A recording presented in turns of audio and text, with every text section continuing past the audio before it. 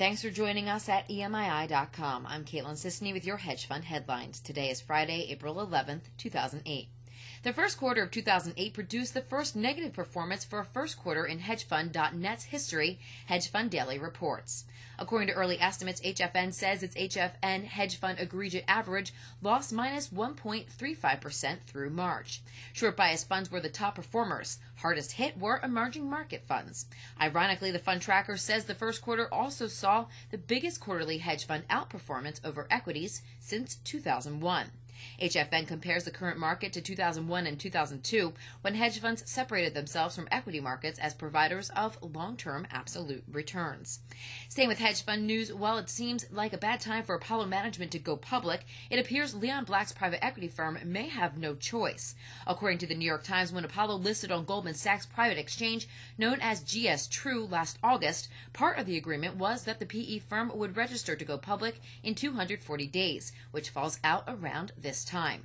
Reuters reports that shareholders plan to sell 29.8 million shares in an IPO, just as Apollo has seen its share price on the Goldman Sachs exchange sink 42% to around $14.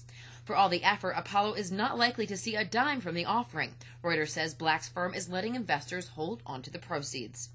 And in other hedge fund news, if the failure of Bear Stearns has taught any lesson, it's that hedge funds should move toward using multiple prime brokers, Hedge Fund Daily reports. That's the advice from the law firm Schultz Roth Zabel, which numbers many hedge funds among its clients. Not everyone agrees for the need for more than one broker, however. Co-head of Deutsche Bank's Global Prime Finance for Europe, Daniel Kaplan, told FN that recent events have prompted clients of prime brokers to ask more technical questions about counterparty risk. And in hedge fund news in Asia, the Malaysia Securities Commission has sued Aeneas Capital Management and 9 other firms, as well as some of the New York-based hedge fund staffers, for defrauding investors by allegedly manipulating the price of a domestic company. According to a complaint filed with the Kuala Lumpur High Court, cited by Bloomberg News, the defendants manipulated prices of Iris, a Malaysia digital ID card company, by creating artificial demand for its shares. The defendants, which include Aeneas managing partner Thomas Grossman, an alumnus of SAC Capital Advisors, collectively used numerous trading accounts, which contributed to the strong demand for Iris sales, a scheme which resulted in stock price rising 1,700% in 7 months, beginning in September 2005.